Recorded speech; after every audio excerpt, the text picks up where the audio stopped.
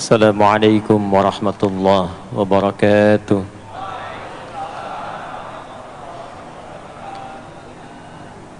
Alhamdulillahilladzi bihamdihi tatimmul barakat wa bifadlihi tatimmus salihat. Assalatu wassalamu ala rasulillahilladzi bisalawatihi tatimmus syafa'at. Fasalawatullahi wa salamuhu tammu alaihi wa ala ahlihi wa alihi wa dhurriyyatihi wa ashabihi wa ummatihi ila yaumil mi'ad. Amma ba'd.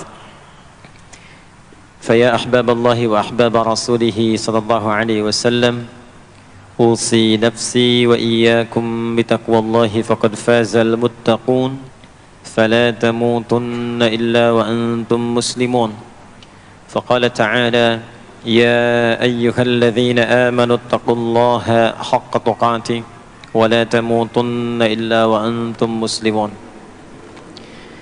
Yang kami hormati para asatidzah, para ulama, keluarga besar di pengurus Masjid Raya Pondok Indah, baik di yayasan, di masjid, dan semua yang terlibat dalam kemakmuran masjid ini, semoga senantiasa diberkahi dan diberikan kemuliaan oleh Allah Subhanahu wa ta'ala.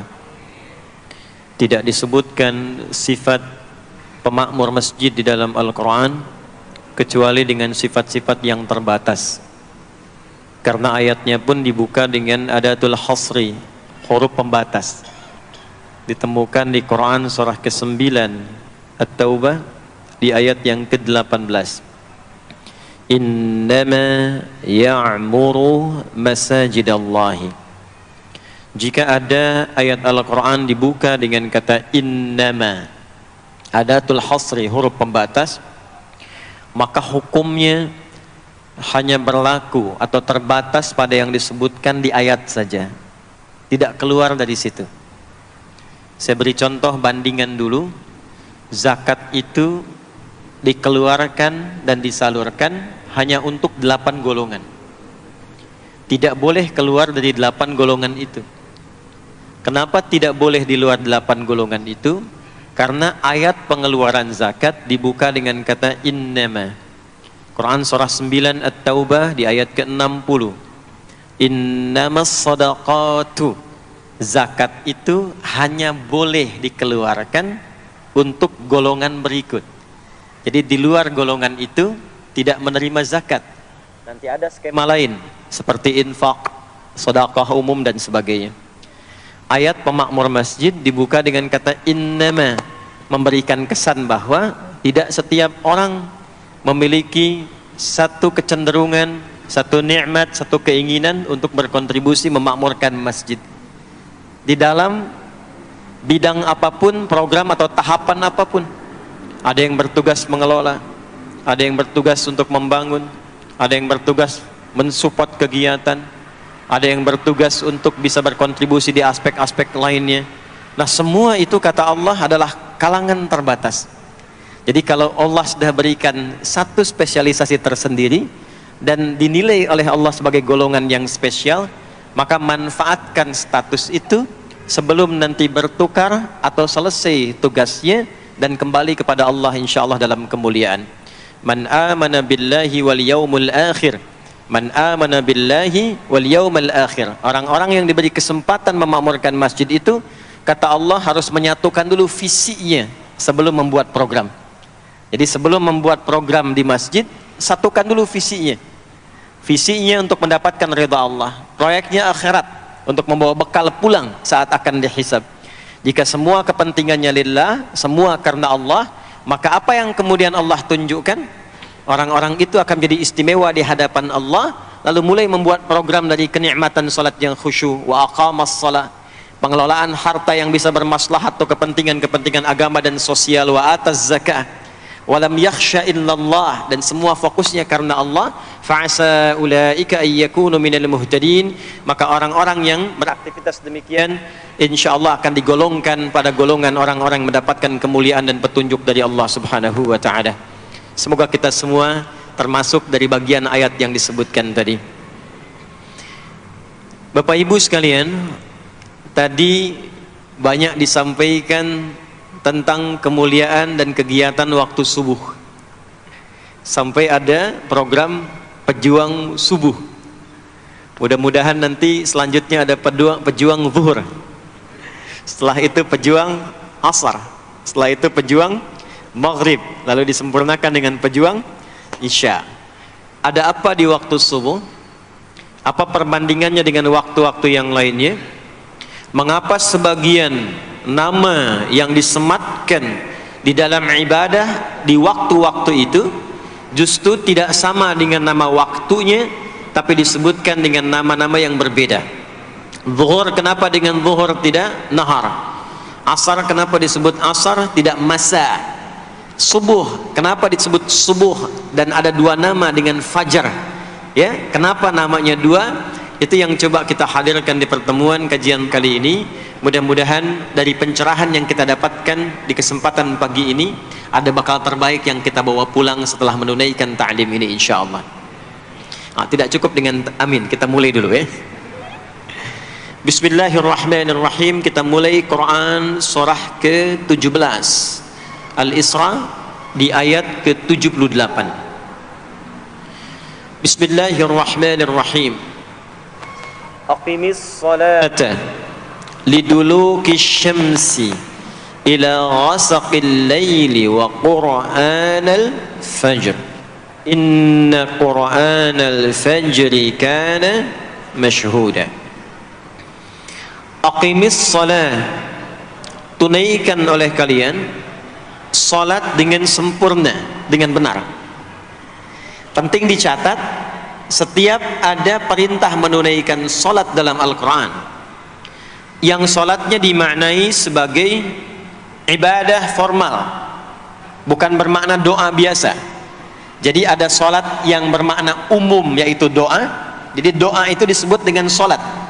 Karena itu dalam fiqih, as-salatu hiya doa. Salat itu secara bahasa disebut dengan doa. Karena isi dari semua salat itu bacaannya semuanya doa. Tapi kalau ada salat yang dimaksudkan ibadah yang kita tunaikan dimulai dengan takbir, berniat kita, ditutup dengan salam, maka salat yang dimaksudkan ini itu seringkali di Quran kalimatnya dibuka dengan derivasi kata aqama yuqimu. Kalimat salat pertama di Quran Al-Baqarah ayat 3. Alladzina yu'minuna bil ghaibi wa yuqimunas shalah. Al-Baqarah ayat ke-43. Wa aqimus shalah wa atuz zakah. Selalu menggunakan aqama, yuqimu, yuqimuna, aqimi dan seterusnya. Termasuk di Quran surah ke-17 Al-Isra ayat 78. Aqimis salata, menggunakan kata aqim. Apa itu aqim? Aqama, yuqimu, yuqimuna, aqim itu artinya menunaikan dengan sempurna sesuai dengan ketentuan yang diberlakukan, tegak sempurna. Jadi ketika Allah meminta kita menunaikan salat, salat yang diinginkan itu kata Allah bukan salat biasa saja, bukan sekedar bertakbir kemudian ditutup dengan salam. Ada ketentuannya, ada aturan-aturannya. Karena itu ketika Allah meminta kita menunaikan salat, setelah menggunakan kata aqim, aqimu, yuqimuna, kalimat salatnya menggunakan alif lam. Kalau Bapak Ibu cek silahkan, rata-rata ada alif lamnya. Ya, tidak berdiri sendiri. Alladzina yu'minuna bil ghaibi wa yuqimunas shalah, ada alif lamnya. Wa aqimus shalah wa atuz zakah. Wasta'inu bis sabri was shalah, ada alif lamnya. Nah, alif lam itu diantara fungsinya dalam bahasa Arab, ada yang berfungsi sebagai ta'rif. Ta'rif itu seperti artikel the dalam bahasa Inggris. Ya, car itu banyak di luar, mobil. There are so many cars outside. Itu banyak sekali kendaraan di luar. Tapi kalau kita katakan the car, ya, yang ini bukan yang lain. As-shalah, kenapa menggunakan alif lam? Memberikan kesan yang diinginkan itu salat yang sesuai aturannya, salat yang sesuai dengan ketentuannya. Karena itu di era Nabi SAW Boleh dicatat nanti hadisnya riwayat Muslim, nomor hadis 397. Yang meriwayatkan nanti sahabat Abu Hurairah radhiyallahu taala anhu, pelaku yang mengalami ini namanya Khalad bin Rafi' Az-Zuraiqi. Dikisahkan datang seorang sahabat ya Nabi sallallahu alaihi wasallam, kemudian dakhala ila al-Masjid Nabawi, kemudian masuk ke Masjid Nabi, fa shala bi jambin Nabi sallallahu alaihi wasallam. Maka ia salat di samping Nabi sallallahu alaihi wasallam, wan nabiyyu fi nahiyatin ukhra min al-masjid. Sedangkan Nabi di sisi yang lain di masjid itu.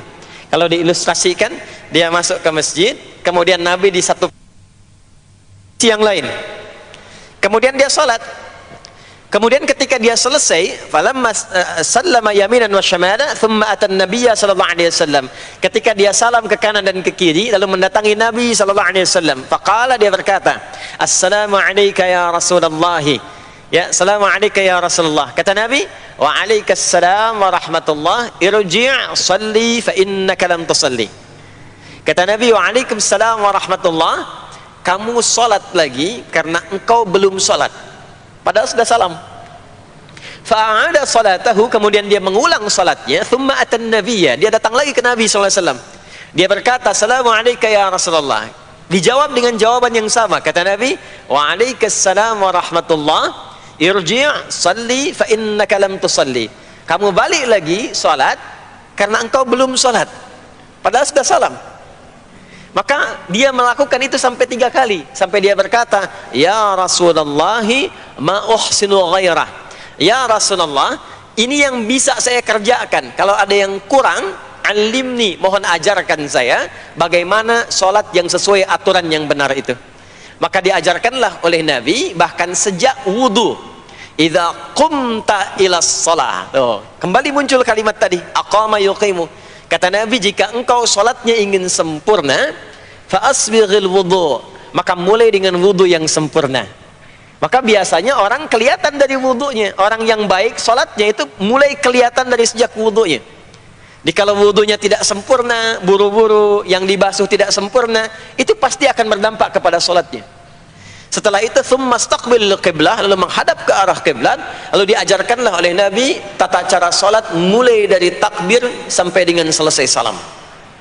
Nah, sholat seperti ini jika benar oleh kita diikuti, jadi fokus baik-baik di sini, benar-benar diikuti oleh kita aturannya dari mulai wudu sampai dengan salam, maka Allah akan berkenan memberikan 5 kemuliaan yang dicurahkan pada seorang hamba saat di dunia. Jadi kalau pahala di akhirat, pahala sholat kita dapatnya di akhirat. Sekali menunaikan sholat dapat 10 poin. Itu ada di Quran surah ke-6 Al-An'am di ayat 160.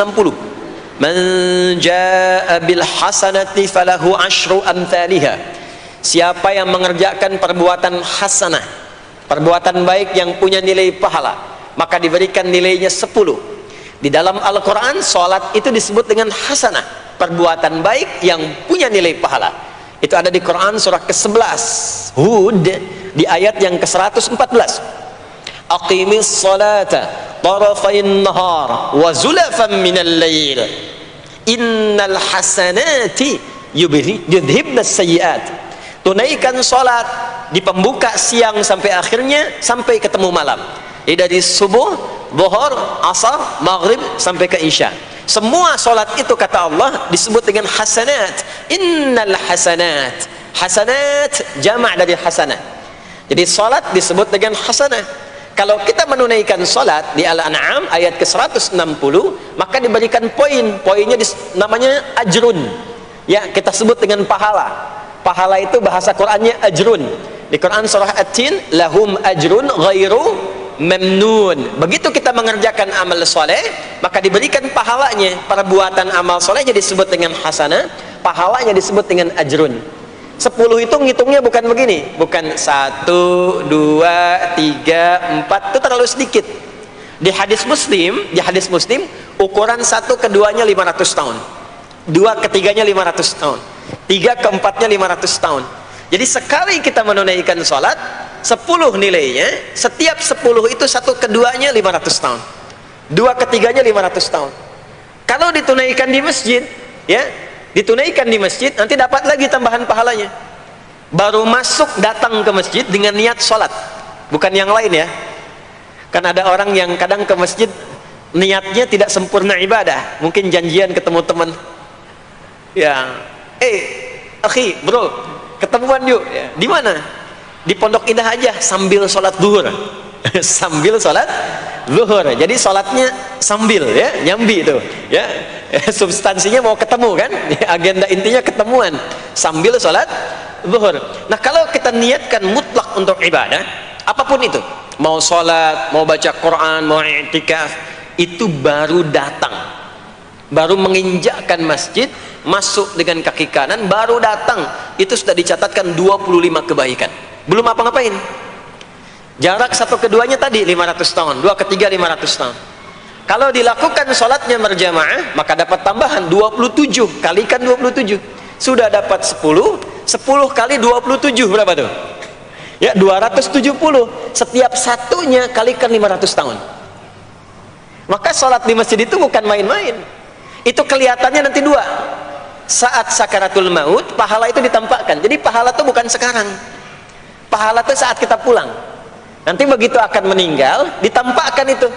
Ya, pahala yang telah kita kerjakan itu dalam bentuk amal yang diridhoi oleh Allah. Makanya orang-orang yang rajin beramal saleh, ya, hasanahnya banyak, itu hidupnya tenang. Karena dia merasa tenang, jiwanya pun tenang. Ketika pulang pun dia berada dalam ketenangan. Itu yang menjadikan dia kadang senyum.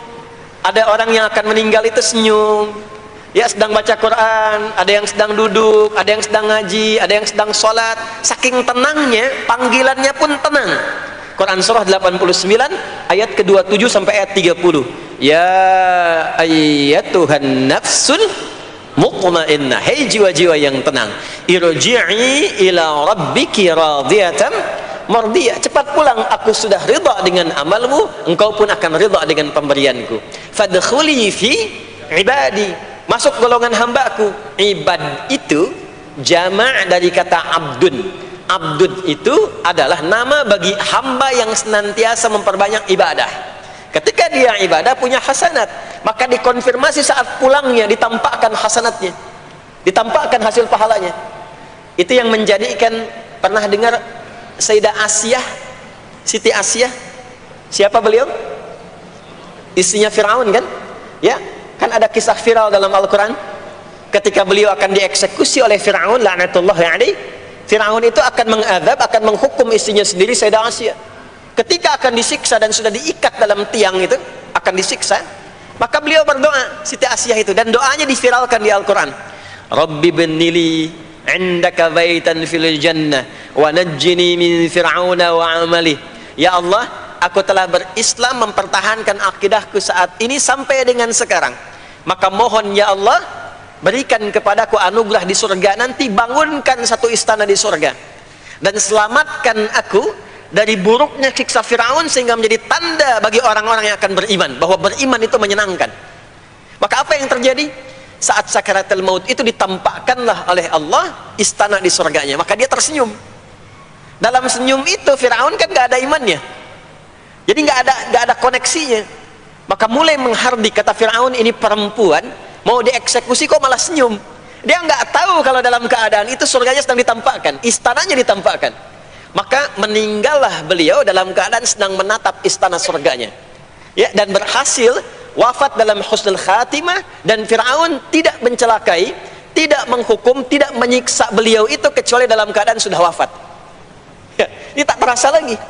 Nah, itulah orang-orang yang saleh, orang-orang yang punya banyak hasanah, ditampakkan sakaratul mautnya, lalu dihisab, nanti baru dikonfirmasi. Maka sekarang diberitakan sebagai ilmal yaqin, saat sakaratul maut diperlihatkan sebagai ainal yaqin, saat masuk nanti ke surga dirasakan sebagai haqqul yaqin. Maka ada ilmal yaqin, ainal yaqin, haqqul yaqin. Itulah yang menjadikan kita sering berdoa supaya semua kegiatan dunianya menjadi hasanah, dan di akhirat dikonfirmasi lagi hasanahnya. Ada di Al-Baqarah surah kedua di ayat ke-201.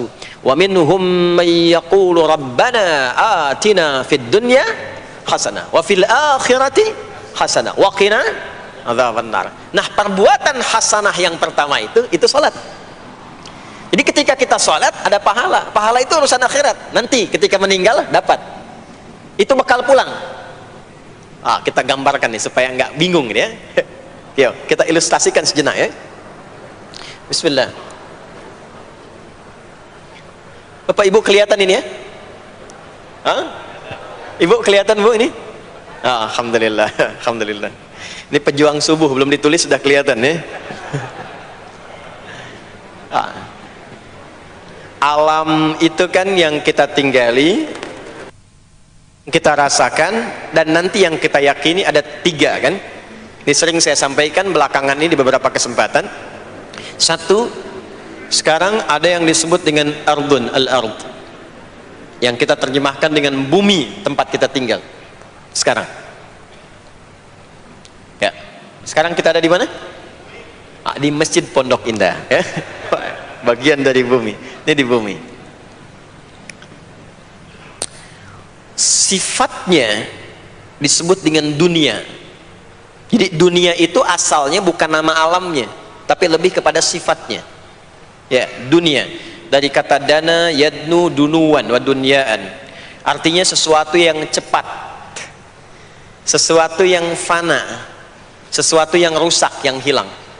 Jadi semua sifat kehidupan kita di tempat ini itu berlangsung cepat. Ya, kayaknya baru kemarin ketemu, sekarang sudah ketemu lagi.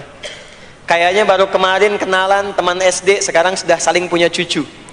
Ya, dan semua sifatnya rusak. Ini gelas kalau didiamkan, besok-besok kotor, rusak. Baju kalau didiamkan nggak diapa-apain, rusak. Ya, kendaraan kalau didiamkan semewah-mewahnya nggak diapa-apain, rusak.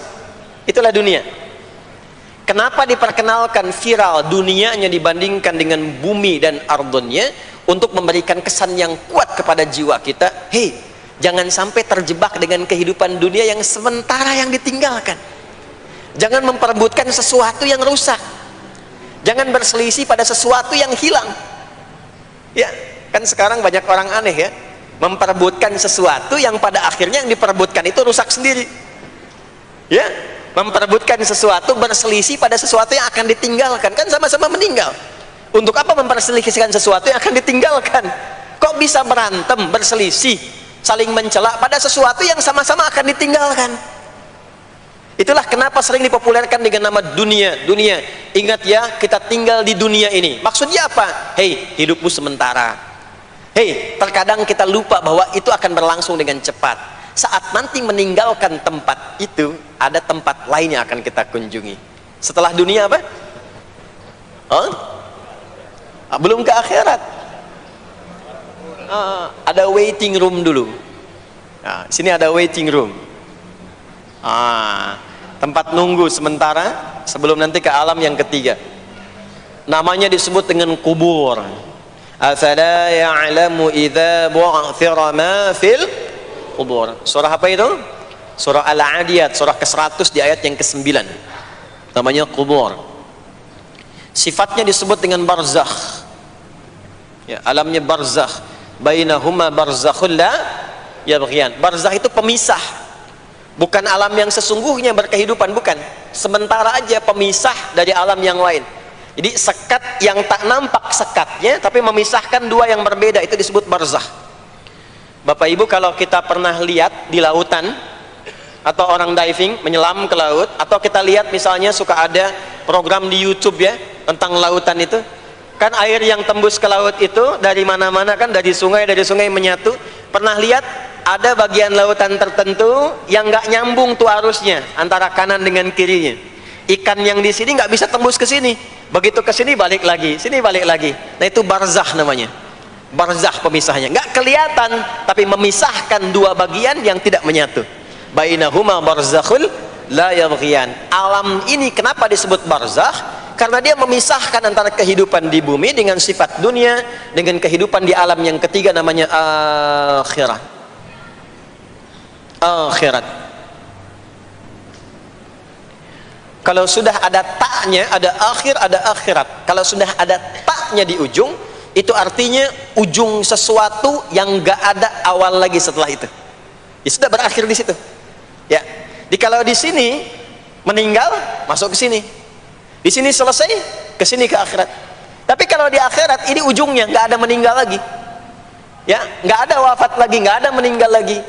Jadi nggak usah update status kalau di sini, statusnya akan abadi. Kalau di sini masih berpindah-pindah, ya, mau status apapun dunia akan ditinggalkan. Begitu selesai pindah ke sini. Di sini mulai sama, yang pejabat, yang pengusaha, pebisnis, ya, yang diplomat, yang macam-macam, sampai ke sini mulai sama, almarhum. Nanti bedanya dihisab, begitu sampai sini statusnya akan diraih sesuai dengan amalan yang ada di sini. Nah, mohon izin, mohon maaf, kalau di sini yang semua kita kerjakan, aktivitas kita disebut dengan amal, pekerjaan kita yang melahirkan bekal itu, ya, maka tuntutannya cuma satu, amal saleh. Pastikan semua amal perbuatan yang kita kerjakan soleh. Soleh itu artinya dipandang baik oleh Allah, singkatnya begitu. Kalau makan dengan cara yang soleh, yang Allah senangi, minum yang soleh, berpakaian yang soleh, bekerja yang soleh. Maksudnya kalau Anda cari pekerjaan, cari yang dibenarkan oleh Allah. Jangan bekerja dengan korupsi, jangan bekerja dengan cara menyogok, jangan bekerja dengan mempopulerkan riba misalnya. Kalau makan yang soleh, jangan makan yang haram, jangan makan hasil dari pencurian, itu namanya soleh. Kalau kita kerjakan semua aktivitas kita, pekerjaan semuanya soleh, maka tadi dia akan punya nilai. Nilai itu yang disebut dengan hasanah, ya.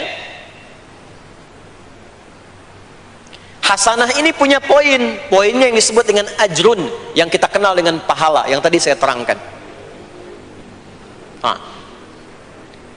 Nah, ini hasanah, ajrun, hasanah ini yang ikut ke alam kubur nanti, yang ininya tidak amalnya. Contoh gampangnya begini, saya tunjukkan. Ini ada minuman, ya. Minum itu kan aktivitas standar, amal standar untuk menghilangkan haus. Siapapun bisa minum, mau yang beriman, mau yang belum beriman. Saya sering katakan belum beriman dengan harapan sama-sama beriman sebelum wafat, yaitu adabnya. Maka bagaimana cara minum ini supaya menjadi soleh?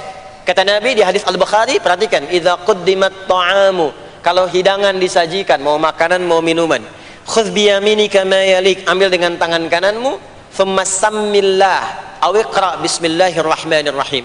Maka sebelum diminum ucapkan bismillahirrahmanirrahim. Maka kalimat bismillahirrahmanirrahim itu yang akan menjadikan aktivitas minum menjadi hasanah. Dituliskanlah pahalanya, namanya ajrun. Minumannya itu selesai, itu masalah dunia. Hausnya hilang, keluar jadi kotoran, itu minumannya. Jadi gelasnya nggak ikut ke alam kubur, ya, minumannya nggak ikut.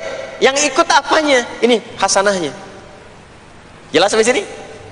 Karena itu semua aktivitas yang kita kerjakan dalam berkehidupan itu pasti ada pedoman dalam Al-Quran dan hadis detailnya untuk membimbing semua aktivitas kita menjadi soleh.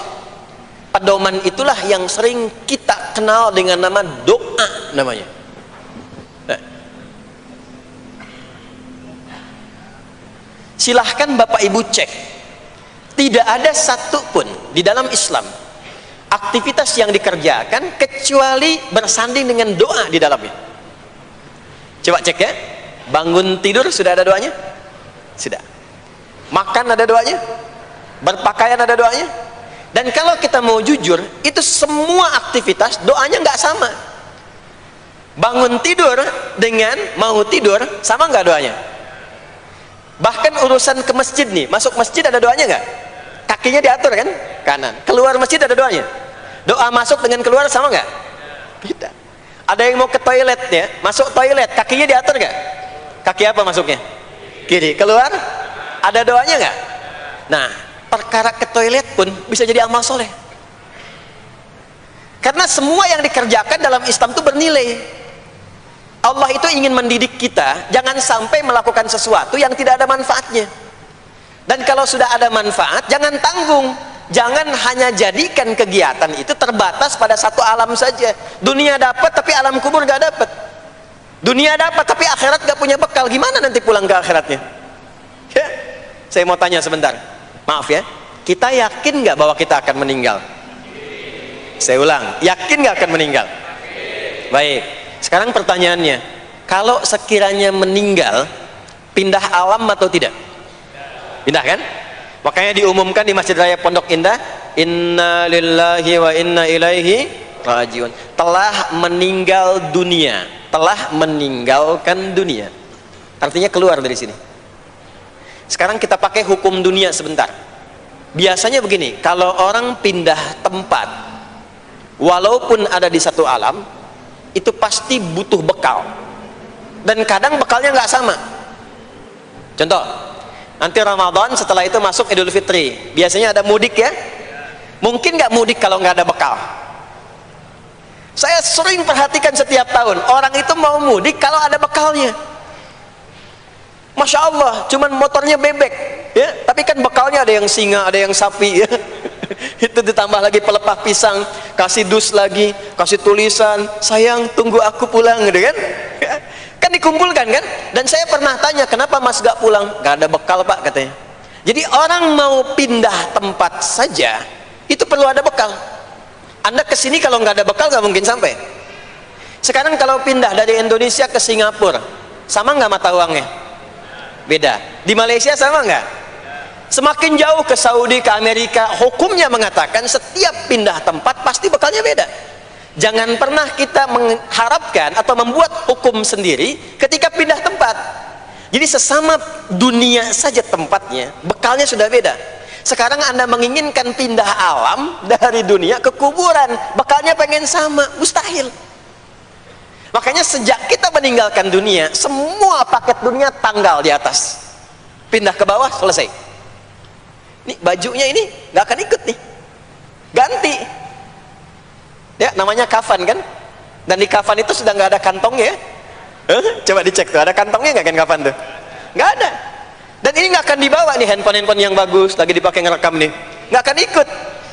Ah saya mau dipakai aja, ntar kalau malaikat nanya mana buka, nih sudah pernah ikut kajian. Rombongan Ustaz Adi. Ya beda, ini beda alam. Maka yang ikut apanya? Yang ikut tuh hasanahnya, value-nya, nilai kebaikannya. Ini yang kita yakini, ini yang kita imani. Jadi mumpung masih ada kehidupan, perbanyak. Kalau dulu sadar banyak yang salah, sekarang sisanya ganti dengan yang soleh. Kalau sudah diperlihatkan, sekarang kan banyak yang viral di YouTube, dilihat, didengar oleh telinga kita, disimak oleh kita, orang meninggal sedang sholat, orang meninggal setelah menjadi pemulung kebaikan, orang meninggal dalam keadaan baca Quran, diperlihatkan di mata kita. Kok bisa buka YouTube yang keluar di beranda itu? Itu kan hidayah. Jadi kalau sudah ditampakkan di depan mata, ya, didengar oleh kita, terlihat langsung, maka yang disadari salah yang dulu ganti dengan yang soleh sekarang. Kalau tidak kita lakukan, maka rugi kita saat pulang. Ini yang dimaksud surah ke-103, wal asr innal insana lafi khusr illa alladhina amanu wa amilus salihat, amal saleh. Nah ini nanti yang dibawa pulang ke sini ya, sini. Nah bagaimana melatih supaya semua kegiatan kita itu jadi soleh? Gimana latihannya? Karena nggak mudah untuk melakukan itu. Belum tentu bangun itu langsung soleh, itu belum tentu. Belum tentu kita makan itu mendapatkan sumber yang benar, dengan cara yang benar. Bagaimana melatihnya? Maka Allah berikan kepada kita waktu-waktu khusus untuk berlatih diri tersambung dengan Allah, yang dengan ketersambungan itu akan menjaga kita di semua keadaan, baik berdiri, jalan, duduk, kerja di kantor, tidur, rebahan. Sekarang banyak kaum rebahaners ya, tiduran, itu dipastikan kalau tersambung dengan Allah, terkoneksi, semuanya soleh. Karena kalau ingat, ya saya duduk ingat Allah, kalau ingat di pekerjaan ingat Allah, mustahil kita bisa menuliskan sesuatu yang Allah tidak sukai. Tambahin nolnya, ya, bikin paraf, tanda tangan pada proyek yang tidak benar, mustahil. Karena ketika sedang tanda tangan ingat Allah ya. Nah dalam bahasa Arab, sesuatu yang tersambung dengan kuat sehingga selalu menempel dan sulit terpisahkan, itu bahasa Arabnya disebut dengan silah. Dari wasala yasilu silah. Ibadah yang melatih kita untuk terus tersambung sehingga ingat pada Allah di setiap keadaan, yang dengan ingat itu menjadikan otomatis amal perbuatan kita ingin dipastikan diridhai dan disukai oleh Allah sehingga berubah menjadi soleh. Ibadah yang melatih kita untuk mendapatkan itu disebut dengan sholat namanya. Sholat. Makanya sholat disebut sholat bukan hanya mengandung unsur doa, tapi latihan yang Allah berikan kepada kita untuk mengoneksikan diri kita sehingga dalam semua kegiatan kita ingat Allah. Itu yang dimaksud di Quran surah keempat An-Nisa di ayat ke-103. Ya.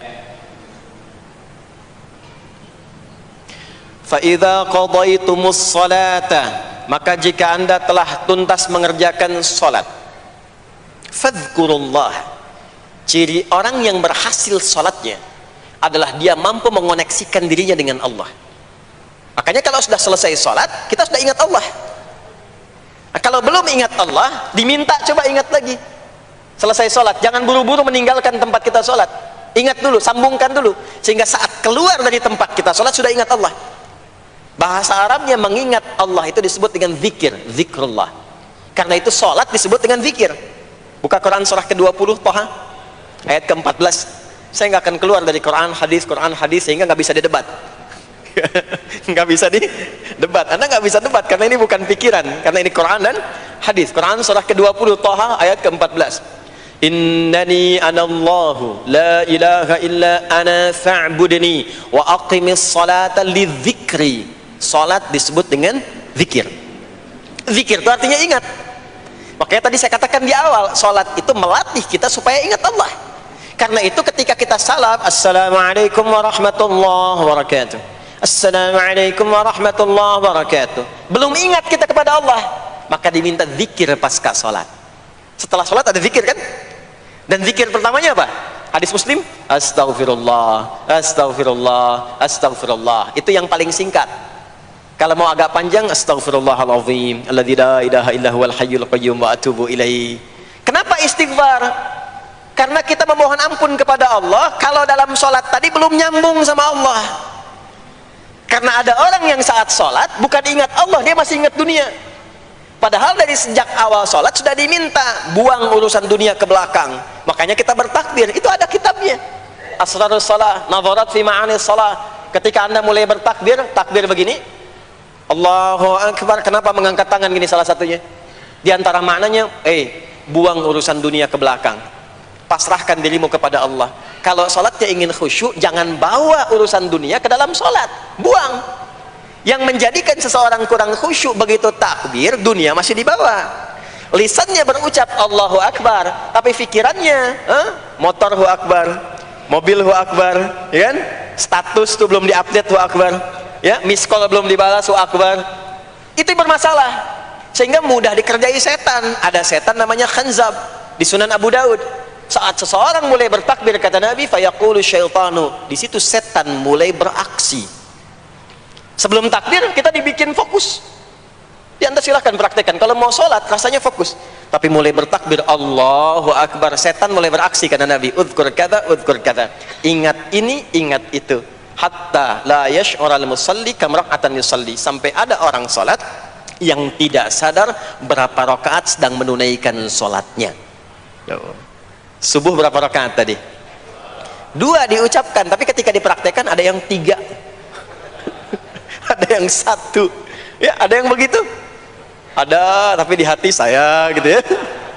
Nah ini, makanya setelah kita sholat, salam, assalamualaikum, assalamualaikum, itu kita mencoba menyempurnakan dengan apa? Istighfar dulu. Kalau tadi ada yang belum tersambung, setelah itu apa? Kita sambungkan, Allahumma antas salam, subhanallah, alhamdulillah, Allahu Akbar. Makanya dilatih 33 kali.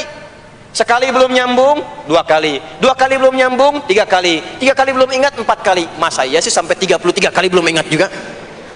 Bapak nama siapa? Joni. Siapa Pak? Joni. Siapa Pak? Joni. Siapa Pak? Apa enggak dengar saya Joni? Itu baru 3 kali. Ini kita 33 kali menyebutkan subhanallah. Masa enggak nyambung juga? Alhamdulillah 33 kali. Masa enggak syukur juga? Dilatih. Kalau sudah terkoneksi, inilah dia.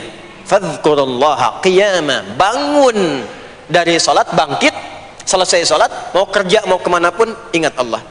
Jadi nggak ada istilahnya keluar masjid tertukar sendal, tuh nggak ada. Ada di sini yang tertukar sendal? Banyak. Insya Allah tidak ya. Kalau ingat Allah tuh nggak mungkin tertukar. Jadi begitu Anda akan menggunakan yang punya orang lain, sadar tuh, astagfirullah, Allah mengawasi, bukan punya saya walaupun mirip. Ya, walaupun mirip. Ya, pakai yang punya kita, itu akan diarahkan. Tapi kalau nggak ingat ada yang mengawasi, nggak ingat ada yang lihat, nggak ingat akan dihisab. Mana yang tadi? Oh, ini dia, masya Allah, lupa saya. Pakai masya Allah lah gitu. Dia pakai yang paling bagus tuh. Pulang dia, padahal dia ke masjid tuh nggak pakai sendal. Pekerjaan juga begitu, nggak akan sembarangan ngambil yang bukan haknya, kerjakan proyek yang tidak benar. Demi Allah, kalau di Indonesia ini muslinya benar semua sholatnya, makmur. Wah, para polisi itu tenang tugasnya gitu, ya. Tentara juga nyaman, di pekerjaan tuh nggak usah ada CCTV, ya, nggak usah ada e-tilang, nggak usah ada kamera di jalan, tuh kan? Ini karena kenapa? Latihannya nggak maksimal. Ini pentingnya sholat tuh itu. Jadi semua menjadi amal soleh. Semua jadi amal soleh. Begitu ingat Allah, maka berdiri ingat Allah, jalan ingat Allah, duduk ingat Allah, berbaring pun ingat Allah. Kalau sudah ingat Allah, pasti disebut nama Allah. Ini yang dimaksud hadis Nabi. Qala Rasulullah sallallahu alaihi wasallam, kullu amrin dhi balin la yubda'u fihi bi bismillahirrahmanirrahim fahuwa abtar. Setiap perbuatan yang baik yang dibenarkan oleh hati setiap hamba, lalu diikutkan bismillahirrahmanirrahim. Nggak mungkin orang nyebut bismillahirrahmanirrahim kalau nggak ingat Allah. Minum, bismillahirrahmanirrahim. Makan, bismillahirrahmanirrahim. Bekerja, bismillahirrahmanirrahim. Itu ketika dikerjakan langsung jadi hasanah. 10 poin. Ada pahalanya. Dan jangan dianggap ringan ya. Ini kalimat ringan tapi menentukan saat pulang, saat meninggal nanti. Nah, kalau nggak disebutkan bismillahirrahmanirrahim atau tidak bacakan doa yang menyertainya, maka jadi dunia saja, solehnya hilang, tinggal amalnya. Dibalasnya di dunia, akhiratnya nggak ada. Itu yang dimaksud Quran surah ke-25 Al-Furqan ayat 23. Wa qadimna ila ma 'amilu min 'amalin faj'alnahu haba'an manthura. Kalau ada orang berbuat baik di dunia tapi tidak disertakan niat akhirat, kami balas dunianya. Anda kerja belasan tahun, puluhan tahun untuk dunia aja, dapat gaji, dapat benefit, dapat penghargaan. Ada yang juara, ada yang dapat bintang, champion, ya, ada yang promosi jabatan, tapi niatnya untuk dunia. Allah adil, kata Allah, kerja keras dia untuk dunia, saya balas dengan balasan dunia. Tapi kalau diniatkan akhirat, dunia dapat, akhiratnya pun dapat. Kan kerjanya sama, etosnya sama, di tempat yang sama. Kita niatkan akhirat, gak ada ruginya. Begitu meninggal, dapat. Beruntungnya dan bersyukurnya kita sebagai muslim, kita itu lengkap informasinya. Urusan kubur ada informasinya, akhirat ada informasinya.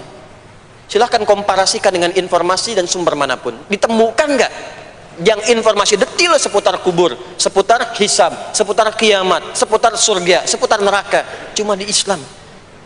Itu yang kita syukuri, supaya kita siap-siap, bukan sekedar dibaca. Baca ada pahalanya, tapi siap-siap ada konsekuensi kebaikannya. Ini balik ke sini. Karena itu saya katakan dari awal, pertama Bapak Ibu sekalian, sholat itu menjadi ibadah paling pokok karena dia akan mengantarkan kita pada konektivitas yang kuat dengan Allah Subhanahu wa taala. Ini poinnya. Kalau sudah nyambung dengan Allah, bukan cuma jadi amal soleh. Orang-orang yang tersambung dengan Allah di semua aktivitas kehidupannya, maka akan mendapat jaminan langsung dari Allah Subhanahu wa ta'ala yang memudahkan semua urusan hidupnya. Mudah sukses, mudah bahagia, mudah tenang. Semua kemudahan yang kita raih dalam konteks kebahagiaan, ketenangan, kesuksesan itu kalau digabungkan semua maknanya, berubah katanya menjadi falah. Apa namanya? Falah. Falah itu bahagia, sukses, nyaman. Kalau dibuka kamus English Arabic misalnya, falah itu bahasa Inggrisnya success and happiness. Bukan cuma bahagia, bahagia dan sukses. Bukan cuma sukses, karena ada orang sukses belum tentu bahagia. Saya sering tanya yang ini nih, dan biasanya para ibu yang juara menjawabnya itu. Ya, pilih mana? Kaya tapi gelisah, atau miskin tapi tenang? Miskin tapi tenang. Sukses tapi gelisah, Ya, atau miskin tapi tenang. Sukses tapi tenang, ya. Sukses dan bahagia. Nah, sukses dan bahagia itu bahasa Arabnya falah. Ini poinnya. Falah. Ah, sekarang coba kita dengar baik-baik. Cek telinganya masih ada nggak tuh? Cek telinga masih ada nggak? Setiap hari, di setiap pergantian waktu dalam sehari, pergantian waktu sehari itu ada 5. Dari mulai subuh ke siang, zuhur, ke sore, asar, mau habis sore menjelang malam, maghrib, muncul malam, isya. Itu setiap hari 5 kali berganti waktu diperdengarkan oleh Allah. Hambaku, kamu harus bahagia. Hambaku, kamu harus sukses. Apapun pekerjaanmu, sukses.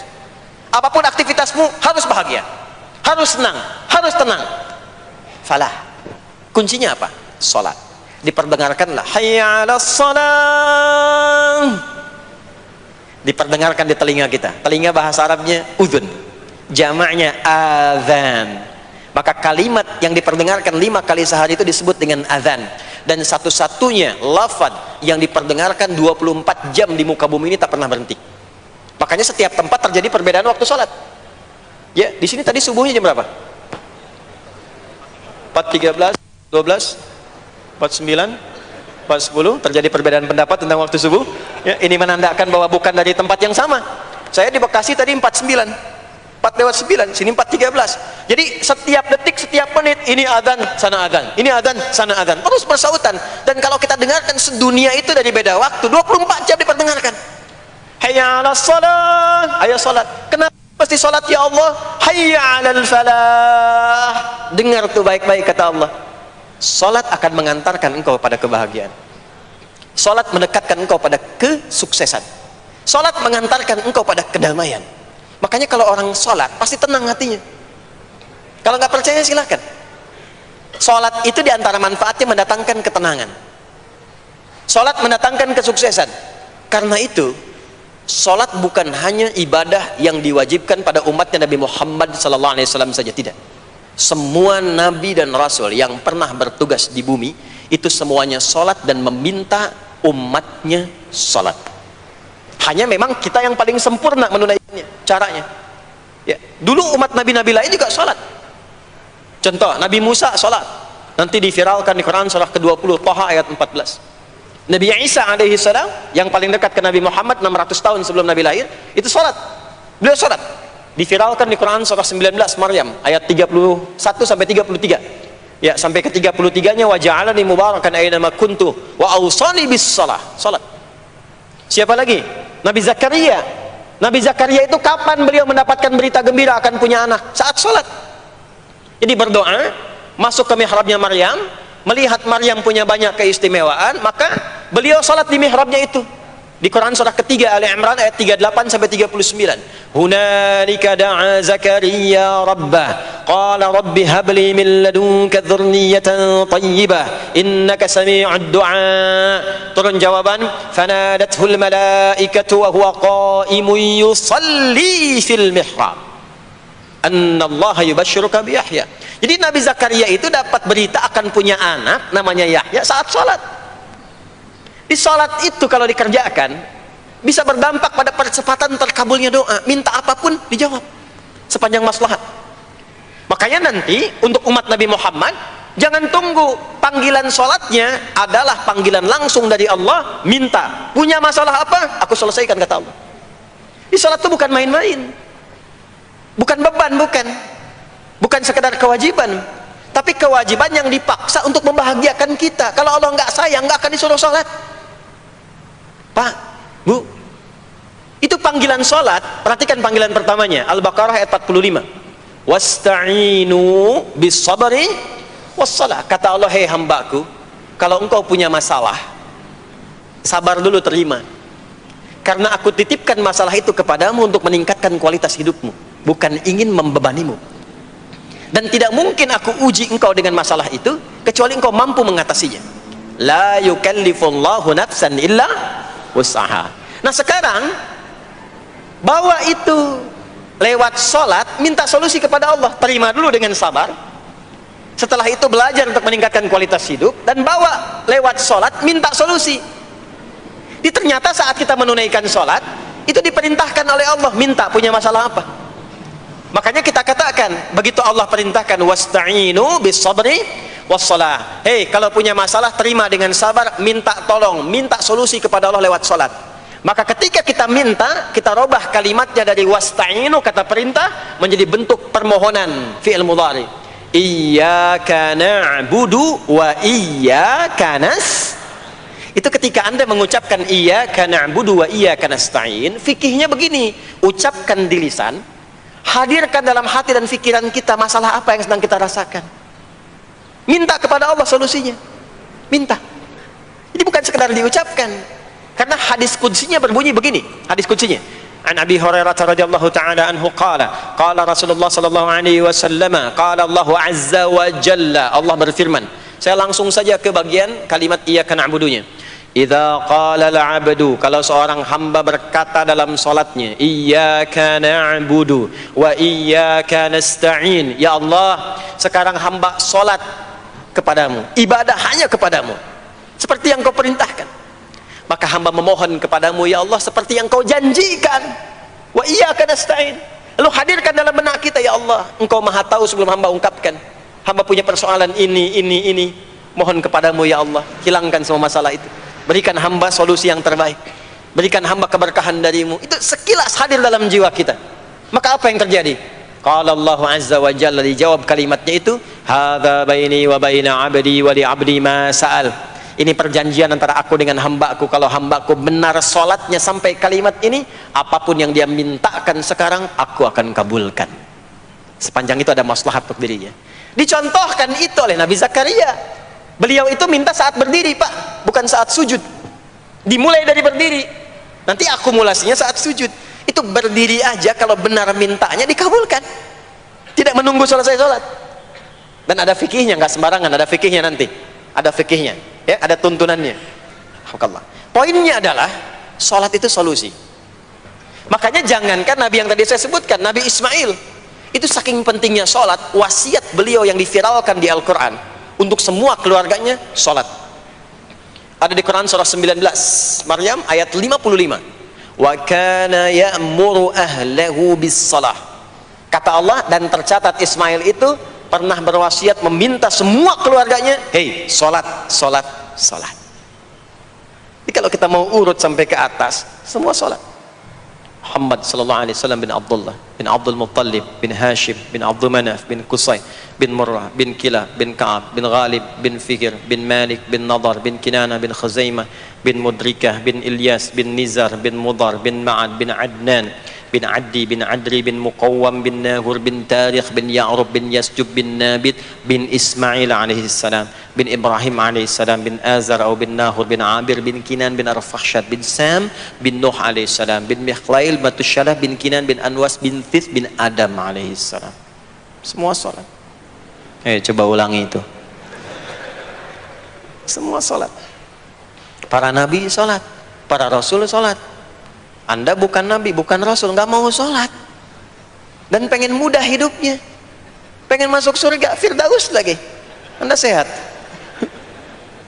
Jadi ini pentingnya sholat itu bukan cuma kewajiban, tapi diwajibkan, dipaksa dengan wajib itu supaya bahagia, supaya falah. Makanya kalau ada panggilan azan, cara memahaminya ini falah. Oh, ini solusi saya di sini nih, kebahagiaan saya ada di sini, kesuksesan saya ada di sini. Ya, makanya ketika dipanggil oleh muadzin, hayya 'alas shalah, labbaik, siap saya. Di sini. Ini poinnya. Nah, saya sambungkan kembali, ya. Ketika seseorang dilatih lewat salat dan sudah mulai tersambung dengan Allah Subhanahu wa taala, maksudnya ingat Allah, tertatalah semua aktivitasnya.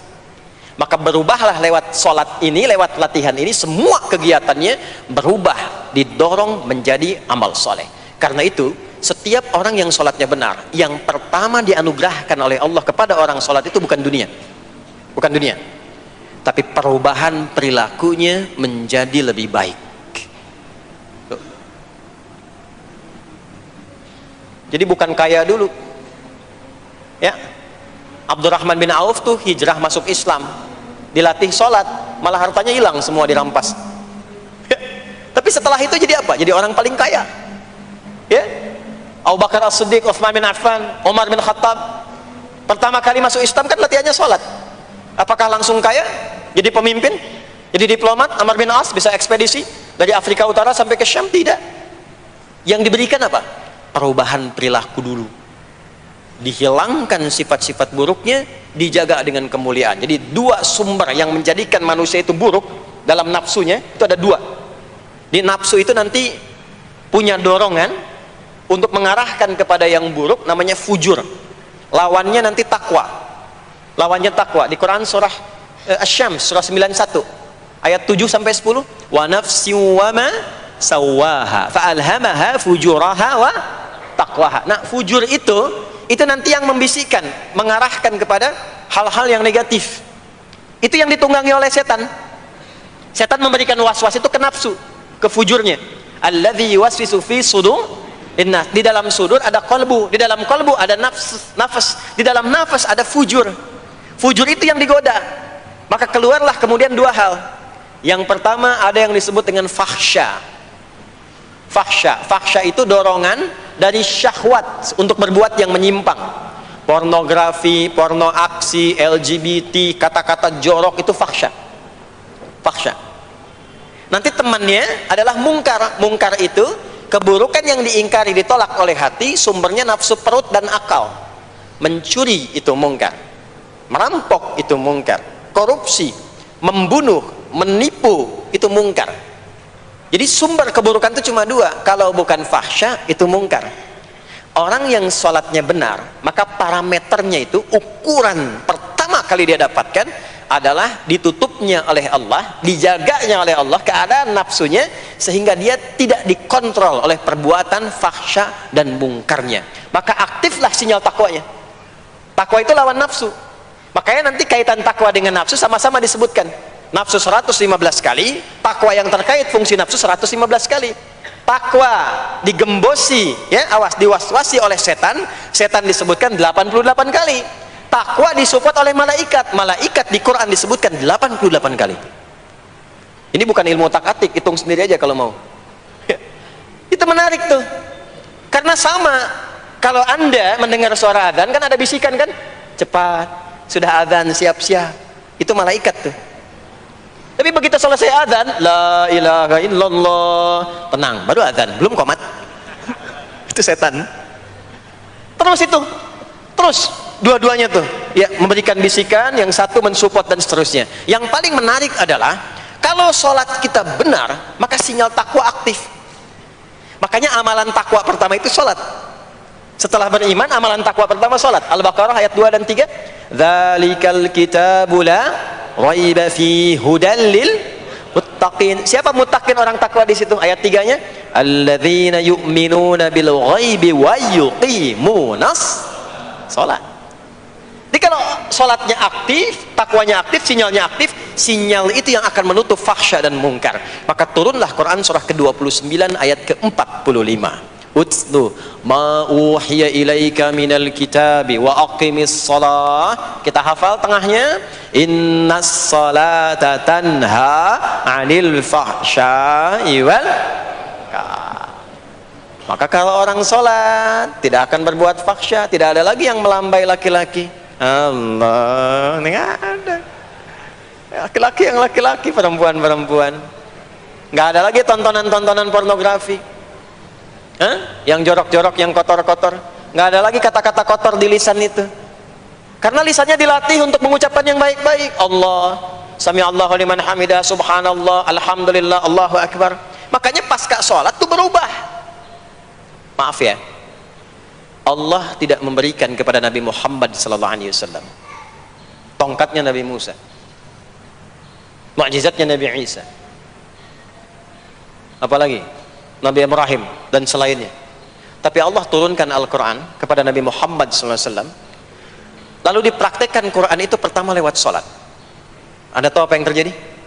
Nabi Muhammad itu diutus oleh Allah dalam lingkup masyarakat yang sangat terbelakang dan hatam kriminal. Jadi kriminalnya bukan dikerjakan, hatam.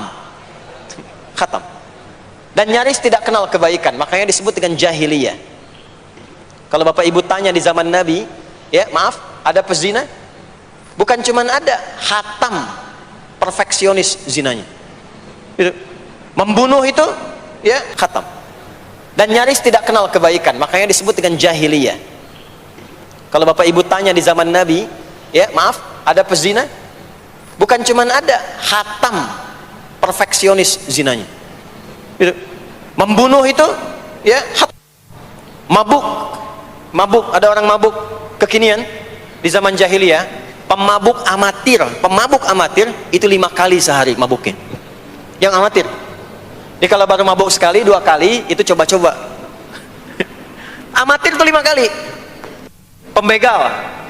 Ya, sekarang kita dengar berita ada begal ini itu. Ah, jahiliyah itu sekampung begal semua. Kampung Gifar. Tapi Allah menghendaki Rasulullah latih lewat salat. Apa yang terjadi?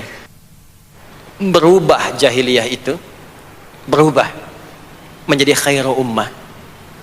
Umat terbaik yang paling teladan, yang menginspirasi, yang pernah berkehidupan di bumi. Sampai persaksiannya dari Allah langsung, turun Quran surah ketiga Ali Imran ayat 110. Kuntum khaira ummatin ukhrijat linnas. Jadi kalau ada orang dermawan, itu yang paling dermawan. Kalau ada orang sabar, itu yang paling sabar. Kalau ada pasar yang paling ideal, itu yang paling bagus. Berubah itu. Ya. Kenal Abu Dzar Al-Ghifari? Ayo kenal. Enggak. Abu Dzar Al-Ghifari itu nama aslinya Jundub bin Junadah. Di antara pemimpin begal di zamannya. Dari kota Gifar. Gifar itu kampung begal asalnya. Ya, hamukumullah. Masuk Islam. Datang ke Mekah. Bertemu dengan Rasulullah. Begitu masuk Islam, kata Jundub bin Junadah, ya Rasulullah, ausini au kama qala, berikan saya nasihat. Kata Nabi, pulang sekarang. Kata beliau, enggak, saya mau umumkan keislaman saya depan Ka'bah. Kata Nabi, jangan lakukan. Sekarang orang masih belum tahu tentang Islam, nanti marah kamu dipukuli. Kata beliau, ya Rasulullah, saya ini membegal terang-terangan, masa bersyahadat sembunyi-sembunyi? Maka keluar ke depan Ka'bah, dia katakan, ya ma'asyara Quraisyin, hei semua orang Quraisy. Datang orang, ushidu bi annahu la ilaha illallah wa anna Muhammadar Rasulullah. Aku bersaksi, syahadat la ilaha illallah Muhammadar Rasulullah. Kalian mau apa? Dipukulin sampai pingsan. Sampai ketika akan diteruskan, ada riwayat mengatakan datang Sayyidina Ali bin Abi Thalib, ada yang mengatakan Sayyidina Hamzah, ya, bin Abdul Muttalib radhiyallahu ta'ala anhuma jami'an. Datang menyampaikan, jangan teruskan. Kalau ini meninggal, ini wafat, kita akan celaka karena kafilah kita akan lewat desa Gifar. Kalau lewat Gifar gak akan berhasil niaga kita, katanya. Ya, karena akan dihabisi semua ini orang Gifar. Maka dibiarkan pergi, pulang. Tahu apa yang terjadi? Begitu Nabi hijrah ke Madinah, dikagetkan dengan suara kaki yang berdecak kencang, bang bung bang bung bang bung. Ternyata ada berita gembira, sekampung begal Gifar itu masuk Islam semuanya, berubah jadi baik. Untuk menginspirasi generasi kemudian, maka dipopulerkanlah oleh beliau kunyahnya dengan nama daerahnya. Sayalah Abu Dzar Al-Ghifari. Al-Ghifari itu maksudnya apa? Dulu saya ini berasal dari Gifar, kampung saya kampung begal. Cuma karena saya masuk Islam, diajarin sholat, diajarin baik, sekampung baik semua. Ya. Makanya orang-orang Arab setelah itu, bahkan non-Arab, kalau datang memperkenalkan daerahnya. Imam Al-Bukhari, itu nama aslinya bukan Al-Bukhari. Nama aslinya Muhammad. Punya bapak namanya Ismail, punya kakek namanya Ibrahim, kakek buyutnya Al-Bughirah, yang buyutnya Al-Bardizbah. Tinggal di kecamatan Ju'fah, Kabupaten Bukhara, Provinsi Khorasan, sekarang negaranya Uzbekistan. Karena berasal dari Bukhara, datanglah beliau kemudian ke Arab, sekarang ke Jazirah, ke Mekah, ke Madinah, memperkenalkan, saya bukan orang Arab, saya dari Bukhara. Rumusnya tambah alif lam di depannya, ujungnya tutup dengan i. Al-Bukhari, saya dari Bukhara. Diperkenalkan, maksudnya apa? Islam sudah masuk ke tempat saya, orang-orangnya sudah baik, orang-orangnya sudah khusyuk. Itu memperkenalkan. Orang tua kita Syekh Yasin dari Padang, maka diperkenalkan Syekh Yasin Al-Padangi. Syekh Ahmad Khatib dari Minangkabau, Syekh Ahmad Khatib Al-Minangkabawi. Syekh Abdul Somad dari Palembang, Syekh Abdul Somad Al-Palembangi. Syekh Nawawi dari Banten, Syekh Nawawi Al-Bantani. Ya, nanti ada Pak Ghafur dari Pondok Indah, ya, Masjid Raya Pondok Indah, datang ke Mekah umrah haji, ana Ghafur al Masjid Raya al Pondok Indahi, gitu. Itulah salat. Jadi salat itu merubah keadaan kita lebih baik. Itulah sebabnya kenapa 5 waktu. Karena Allah inginkan di setiap waktu kita jadi orang baik. Di setiap waktu kita bahagia. Setiap waktu selesai persoalan. Datang masalah subuh, ya, antara subuh ke zuhur kan ada masalah tuh. Nggak mungkin ada orang dari subuh ke zuhur nggak punya masalah tuh, nggak mungkin. Tuh wajahnya udah kelihatan tuh. Ya, makanya kita datang, ya, menghadap kepada Allah, minta diselesaikan, minta diberikan taufik, sujud kita. Diberikanlah solusi. Zuhur ke asar ada masalah, datang saat asar. Asar ke maghrib punya masalah, datang. Makanya semua ulama dulu seperti itu. Al-Bukhari itu menuliskan kitab sahihnya itu 16 tahun. Setiap satu hadis akan ditulis, salat dulu. Salat dulu. Begitu tenang, nyaman, baru tuliskan. 16 tahun. Itulah salat. Nah, dari sekian waktu yang 5 kali itu, ada waktu yang spesial. Waktu spesial inilah yang ingin saya bahas, yang tadi disampaikan dalam pengantar sambutan. Jadi ini inti yang mau saya katakan. Ini barusan muqaddimah tuh. Barusan muqaddimah. Baik. Kan kita salat berapa kali sehari? Kita hitung. 1, subuh. 2, zuhur. 3, keempat, yang kelima, isya. Berapa jumlah rakaatnya? 17. Baik ya.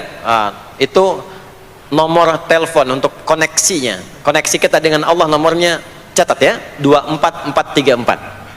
Ya, kalau ditanya berapa nomor koneksi dengan Allah? 24434. Subuh 2, zuhur 4, asar 4, maghrib 3, isya 4. 5 waktu kan? Baik. Di 5 waktu ini kita dijaga, diinginkan menjadi hamba yang baik, bahagia, nggak lekat dengan masalah, tuntas semua. Saking sayangnya Allah sama kita. Kalau nggak sayang nggak disuruh sholat. Itulah sebabnya ketika diperintahkan menunaikan waktu sholat, diberikanlah gambaran waktunya. Tapi yang jadi persoalan kita sekarang yang akan dibahas, di antara sekian waktu itu ada waktu-waktu yang spesial. Ada waktu-waktu yang spesial. Dari mulai subuh ke isya itu ada yang dispesialkan oleh Allah karena ada bonus berlipat di dalamnya. Waktu apakah itu?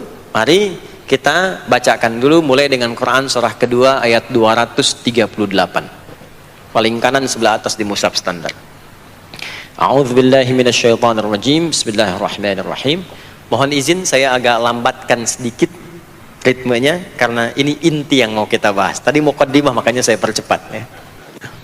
Hafizu 'alas salawati was salatil wusta wa qumu lillahi qanitin.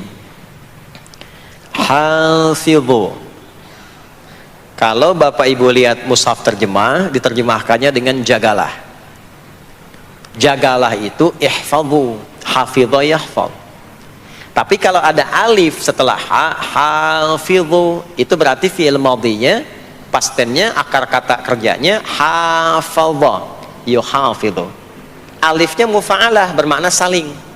Jadi mengartikannya begini, hafidhu 'alas salawati. Hei, hendaklah kalian saling menjaga waktu sholat. Kalau saling itu sendirian atau banyakan? Banyakan. Jadi kalau bapak di rumah ada 5 orang, bapak, ibu, dan 3 orang anak, maka jangan sholat sendirian, Pak. Ingatkan anaknya, ingatkan istrinya. Istri bangun duluan, ingatkan suaminya.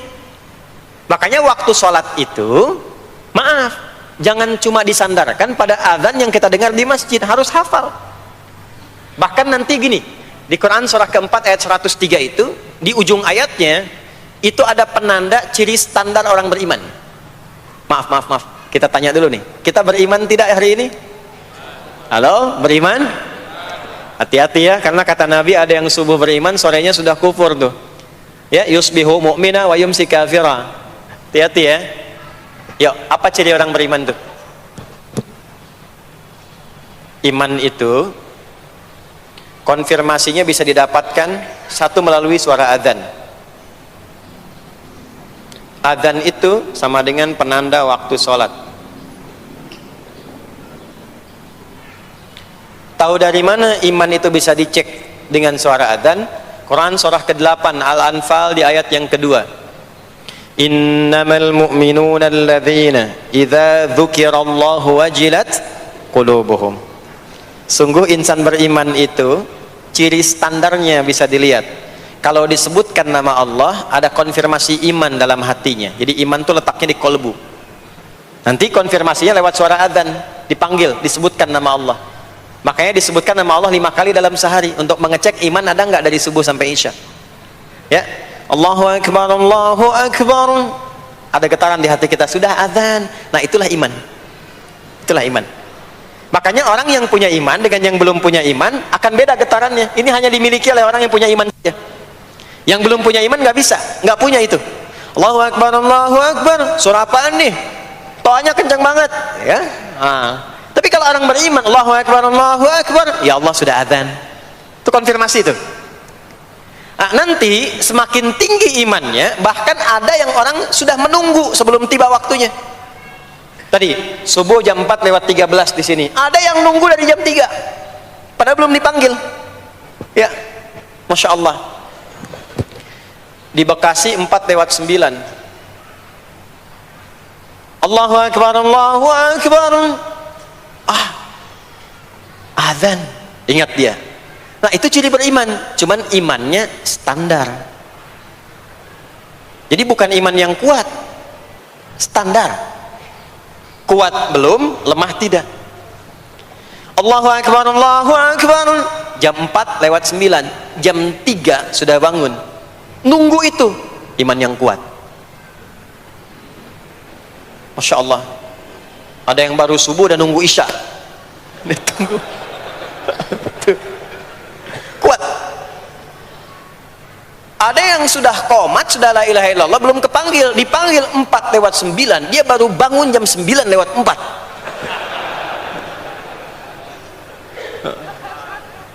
Tuh. Nah, ini iman lemah di bawah. Ciri standar karena dipanggil ingat, maka ciri standar orang beriman itu tahu waktu sholat. Harus tahu Pak, Bu. Itu standarnya. Itu ada di Quran surah keempat di akhir ayat 103. Inna salata kanat 'alal mu'minina kitaban mawquta. Kalau pakai terjemah balaghah itu bunyinya begini, sungguh orang beriman itu pasti tahu waktu sholat. Nah, jadi kalau ditanya jam berapa zuhur nanti belum bisa kita jawab dengan sempurna, itu artinya apa? Imannya belum naik itu ke level standar, belum menguat. Ya, ini poinnya. Nanti kapan waktu sholat itu tiba? Kalau ada yang belum ingat, jangan dibiarkan tidak ingat. Makanya kata Al-Quran, saling menjaga ya waktu sholat itu. Jangan sampai di keluargamu, ada temanmu, kolegamu, bahkan tetanggamu itu nggak tahu waktu sholat. Bahkan nggak sholat, itu bahaya. Kalau memang sayang sama anak, ingatkan. Sayang istri dengan suami, ingatkan. Tanda istri beriman yang cinta dengan suaminya, tanda pertamanya ketika mengingatkan suaminya pada semua hal yang disukai oleh Allah. Begitu sebaliknya. Maka kata Al-Quran, hafidhu, saling menjaga waktu sholat. Disebutkan di situ alas sholawat, bentuknya begini. Tulisannya alif, lam, waw, alif, ta maftuha begini. Alas, begini tulisannya. Karena nanti ada yang begini, as-sholat, ada yang begini. Biar saja, nggak usah. Ada yang begini, ta marbutah. Seperti Al-Baqarah ayat 3, alladzina yu'minuna bil ghaibi wa yuqimunas shalah. Begini tulisannya. Ada yang begini, as-salat pakai alif, ta, gini. Tapi di Al-Baqarah ayat 238 tulisannya begini, alas salawati, taknya terbuka. Secara singkat begini, secara singkat. Kalau tulisannya begini, maka yang dimaksud salat fardu. Yang dimaksud salat apa? Salat fardu. Salat fardu itu ada berapa? 5 waktu. Maka kata Allah, hei, saling jaga ya. Waktu salat yang fardu itu yang 5 waktu. Di antara yang 5 itu ada yang spesial. Was-shalatil wusta, waktu yang pertengahan. Tengah-tengah di antara 5 waktu itu. Yuk kita tuliskan dulu sebentar. Sebentar.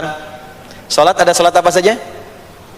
Subuh, kemudian zuhur, kemudian asar, kemudian nggak cukup, ambil ke sini, maghrib, kemudian isya. Subuh, zuhur, asar, pindah sini maghrib, isya. Lihat rumusnya. Jadi yang sholat pertengahan yang mana? Jangan lihat tulisannya itu, ya, karena subuh di tengah-tengah disebutnya subuh ya. Sholat pertengahan yang mana? Asar apa subuh? Subuh apa asar? Apa dalilnya? Kita pakai dalil. Nah, sholat pertengahan itu disebutkan oleh Nabi itu ada dua. Ada subuh dan asar. Qala Rasulullah sallallahu alaihi wasallam yata'aqabuna fiikum malaikatul laili wa malaikatun nahari fi salatil asri wa fi salatil fajri. Berebut semua malaikat yang bertugas di siang dan malam, berebut membersamai kita. Kalau berebut itu artinya kalau ada yang berdoa diaminkan, kalau ada yang mohon ampun diistighfarkan oleh malaikat. Jadi malaikatnya minta kepada Allah, ya Allah ampuni si fulan, ya Allah ampuni si fulan, ya Allah si fulan, dan seterusnya sampai selesai. Itu khusus di salat asar dan salat subuh. Sampai kemudian thumma yas'aduna ila sama'. Kemudian mereka, para malaikat itu kembali bertugas masing-masing, lalu Allah mengonfirmasi kepada mereka untuk menunjukkan kebenaran tugas malaikat yang tidak bermaksiat. Allah Maha tahu tentang hambanya, Maha tahu. Tapi Allah ingin menunjukkan kepada kita apa yang benar dari lisan malaikat itu, yang nggak pernah berdusta. Ya, maka Allah bertanya kepada malaikat, bagaimana keadaan hambaku ketika engkau tinggalkan? Maka disampaikan oleh malaikat itu, ya Allah, aku meninggalkan hambamu si fulan, dia sedang menunaikan ibadah, dia sedang sholat kepadamu, dan khusyuk berdoa, dan seterusnya. Maka apa jawabannya? Saksikanlah, ketika malaikat menyampaikan sedang ibadah, maka turun bonus dari Allah untuk mengampuni dosa si hamba itu. Itulah manfaatnya waktu pertengahan. Waktunya disebutkan di hadis ini asar dan subuh. Antara asar dan subuh itu masih ada yang unggul, ada yang istimewa lagi.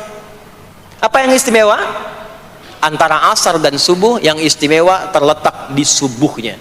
Jadi dari 5 waktu ini, yang pertengahan asar dan subuh, karena amal di bawah ditunjukkan untuk mendapatkan penilaian langsung dari Allah seketika dan memberikan jawaban dari apa yang kita inginkan, asar dan subuh. Tapi dibandingkan asar dengan subuh, gila keduanya dibandingkan, dua-duanya mulia. Maka subuh punya kemuliaan yang tidak dimiliki oleh asar.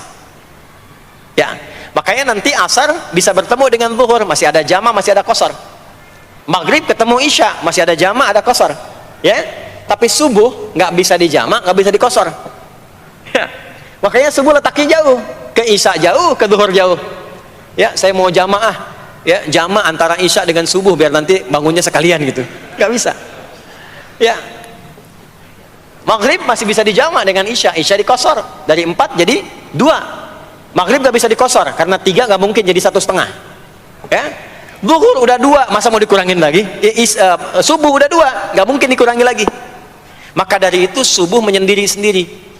Nah, ada apa kemuliaan di subuh itu? Maka turunlah Quran surah ke-17 ayat 78 yang tadi saya bacakan di awal. Aqimis salata liduluki syamsi ila ghasaqil lail. Sampai sini zuhur sampai isya. Duluki syamsi tergelincir matahari itu zuhur. Sampai ghasaqil lail tiba malam itu isya. Lalu ditutup ujungnya wa qur'anal fajr. Khusus untuk subuh itu ditambahkan selain sholat ada bahasa Quran di Quran sendiri. Khusus untuk subuh redaksinya ditambahkan dengan Quran. Apa itu Quran? Halo, apa itu Quran? Kalau tidak tahu cepat katakan wallahu a'lam. Apa itu Quran? Wallahu a'lam. Ada Quran, ada Al-Quran. Ada Quran, ada Al-Quran. Kalau yang disebut Al-Quran itu mutlak firman Allah. Dari mulai Al-Fatihah sampai An-Nas. Ini yang terdapat di dalam mushaf ini, di 2 jilid ini. Ya, itu Al-Quran. Kalau disebutkan Quran tanpa alif lam, maka yang dimaksudkan bacaan secara umum. Apakah itu Al-Quran, doa, istighfar, semua bacaan itu Quran. Kemuliaan sholat subuh itu dimulai sejak waktu fajar, matahari mulai keluar sinarnya untuk membelah gelapnya malam, itu sinarnya disebut dengan fajar. Nanti subuhnya saya terangkan di akhir. sinarnya membelah kegelapan malam, fajar shadiq, maka pada saat itu bukan hanya sholatnya yang punya keistimewaan seperti sholat asar tadi, tapi semua bacaannya langsung dijawab seketika oleh Allah Subhanahu wa taala, dipersaksikan oleh seluruh malaikat dan dijawab langsung oleh Allah Subhanahu wa taala. Jadi kalau Anda berdoa, maaf, doanya lebih cepat terkabul kalau dipanjatkan dengan cara yang benar dan khusyuk. Kalau Anda istighfar, langsung dijawab. Kalau kita baca Quran, pahala langsung dituliskan berlipat. Itulah kemuliaan waktu fajar. Jadi Allah sendiri yang menyampaikan, bukan cuma sholat yang penting, semua bacaannya itu langsung didengar, langsung direspon, langsung dipersaksikan. Karena itu ada anjuran bahkan dari Al-Quran, dan ini dikerjakan oleh semua sahabat, saking pentingnya sholat subuh itu, waktu fajar itu, bahkan mereka bangun dan menunggu sebelum tiba fajar. Maka disitulah muncul kemudian tahajud, maka muncullah kemudian istighfar sebelum waktu subuh. Ya, ada amalan, ini saya mau kasih rahasia ya, tapi tolong jaga, ini antara kita saja di sini ya, rahasia. Ada waktu sebelum subuh cuman 15-20 menit kurang lebih. Ingat ya, kalau dikonversi sekitar 15-20 menit waktunya. Namanya waktu sahar. Sahar, jamaknya ashar. Jamak itu karena setiap hari oleh Allah dikasih itu. Sahar, jamaknya ashar. Rahasianya di mana? Bapak Ibu, ini waktu yang paling cepat untuk terkabulnya doa. Anda mau minta apa saja, hadisnya qudsi. Ibadi, kata Allah, hambaku, siapapun yang bermohon sekarang aku kabulkan, yang minta aku berikan. Wa man istaghfara li ghafartu lah. Siapa yang minta ampunan, istighfar, aku ampuni dia sekarang juga. Baik, Bapak Ibu, begini saya tanya nih, kalau ditawarkan minta apa saja diberi, ya, terus minta ampun juga diampuni, pilih mana? Minta apa saja diberi, mau minta apa saja, atau mau minta ampunan istighfar, pilih mana? Jujur aja, kalau ada proyek nilainya 100 miliar, ya, ada utang 1 miliar belum ditutup, terus belum minta apa saja diberikan, pilih mana? Minta 100 miliar potensi dikabulkan, atau minta diampuni dosa, pilih mana? Pilih salah satu, nggak usah dua-duanya. Oh, ada tawaran dikasih 100 miliar atau diampuni dosa, pilih mana? Ampuni dosa. Wah, banget ya. Kata ibu kalau bisa dua-duanya gitu. Coba, kalau ada rumus begini, Anda disuruh memilih apakah dunia dan seisinya atau memilih ampunan Allah, maka pilih ampunan Allah. Karena nanti ada rahasia yang kedua. Banyak rahasia ini. Ada rahasia istighfar. Istighfar itu kalau sudah menyatu dengan jiwa kita, sudah terbiasa, maksudnya biasa istighfar, dan jadi karakter, jadi kebiasaan. Bukan hanya pasca sholat, di mobil istighfar, di kantor masuk istighfar, sudah kebawa, udah refleks itu. Faidah keutamaan untuk orang yang rajin istighfar itu ada dua. Satu, diampuni dosanya oleh Allah, yang cirinya nanti akan dijaga dari maksiat. Ya, bukan maksum, karena maksum itu untuk para nabi, untuk para nabi dan rasul. Manusia nggak ada yang maksum selain nabi dan rasul. Maksudnya apa? Diberikan petunjuk oleh Allah untuk menjaga diri, sehingga ketika dosanya diampuni, dia nggak berbuat dosa itu lagi. Mata biasa melihat yang tidak baik, tobat, diampuni dosa mata itu, cirinya adalah mata nggak senang lihat yang nggak baik lagi. Itu dosa mata diampuni, ciri tobat diterima. Maka istighfar itu menggugurkan dosa-dosa dan menjaga kita dari perbuatan salah. Yang kedua, orang yang sudah terbiasa beristighfar, itu doa cepat dikabulkan, bahkan sebelum ia memintanya dan memohonkannya.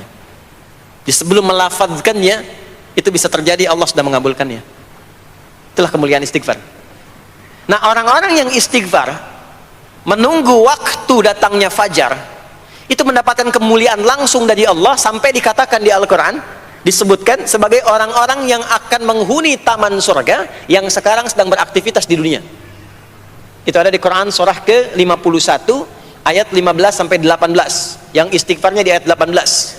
Ya, jaminan surganya ayat 15, 16, 17-nya tentang tahajud.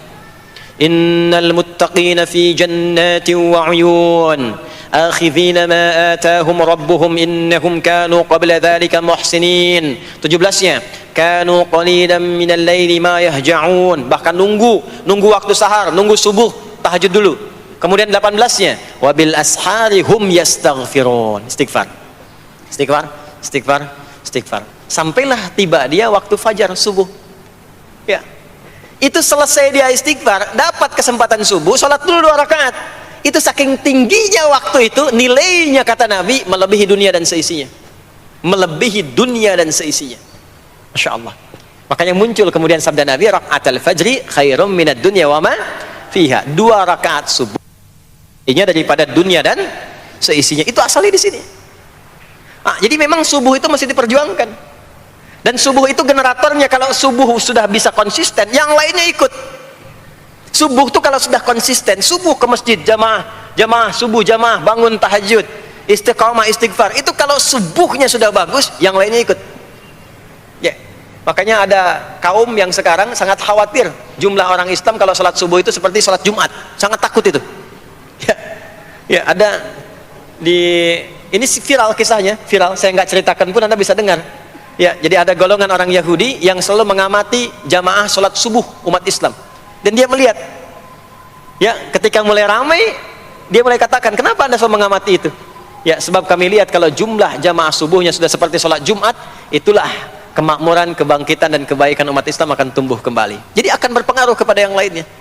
Itulah mudah-mudahan kegiatan perjuangan subuh, ya, ada pejuang subuh baik di Masjid Raya Pondok Indah, di masjid-masjid yang lainnya, memberikan keberkahan kepada kita, dan puncaknya adalah perubahan pada perilaku. Jadi kalau cuma berjuang datang subuh tapi tidak merubah perilaku, ada yang salah dengan itu semua.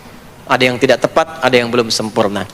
Itu yang bisa kita sampaikan sebagai kajian pembuka kita di kesempatan kali ini. Mudah-mudahan ada manfaat yang bisa kita dapatkan. Kesimpulannya adalah salat adalah inti amalan kita yang bisa merubah alur kehidupan kita dunia dan akhirat. Salat kunci kebahagiaan, salat kunci kesuksesan, salat kunci datangnya rahmat Allah Subhanahu wa taala. 2, Allah meminta kita menunaikan salat 5 kali dalam sehari untuk memudahkan semua urusan kita di setiap waktu dalam sehari itu. Dan yang ketiga, di antara sekian 5 waktu itu ada waktu-waktu yang istimewa, yaitu asar, dan yang paling istimewa adalah subuh ataupun fajar. Mudah-mudahan kita bisa konsisten menunaikan dan menjaga waktu salat itu sampai kita pulang kepada Allah dalam keadaan husnul khatimah. Sementara itu yang disampaikan. Baik, mudah-mudahan ada keberkahan dari apa yang telah disampaikan. Pasti apa yang saya sampaikan pasti ada salah, pasti ada yang kurang tepat, pasti ada yang keliru disampaikan. Mohon diingatkan supaya saya koreksi, tinggalkan yang salahnya, ambil yang benar, yang baik, yang kira-kira bisa diamalkan. Jauhi hal-hal yang bisa menjauhkan kita dari Allah, dan semoga kita semua diwafatkan dalam keadaan husnul khatimah insyaallah. Allahumma taqabbal minna innaka antas sami'ul alim wa tub 'alaina innaka antat tawwabur rahim. Allahumma nahmaduka hamdan syakirin kama 'allamtana an nahmadak wa nashkuruka syukran kama 'allamtana an nashkurak antal muqaddim antal muakhir biyadikal khair innaka 'ala kulli syai'in qadir. Allahumma ij'al jam'ana hadza jam'an marhuma wa tafarruqana min ba'dihi tafarruqan ma'suma. Ya Allah, jadikan pengajian kami pagi di siang hari ini pengajian yang Kau berkahi, dan bila pun kami berpisah, jadikan perpisahan kami mengantarkan pada kemuliaan yang lebih baik di sisimu. Rabbana la tada' lana fi maqamina hadza dhanban illa ghafartah. Ya Allah, jika ada pendosa hadir di majlis ini, jangan biarkan ia pulang kecuali Engkau telah ampuni segala dosa-dosanya. Wala hamman illa farajtah. Jika ada yang tengah merasakan kegelisahan, jangan biarkan ia pulang kecuali Engkau telah tenangkan keadaan hatinya. Wala asiran illa yassartah. Jika ada yang tengah mengalami kesulitan dalam kehidupannya, di rumah tangganya atau pekerjaannya, maka mohon dengan keikhlasannya angkat dan hilangkan semua kesulitannya. Rabbana atina fid dunya hasanah wa fil akhirati hasanah wa qina adzabannar. Wa sallallahu ala sayyidina Muhammad wa ala alihi wa sahbihi ajma'in. Wa akhiru da'wana subhanakallahumma wa bihamdika nashhadu an la ilaha illa anta nastaghfiruka wa natubu ilaik. Walhamdulillahi rabbil alamin.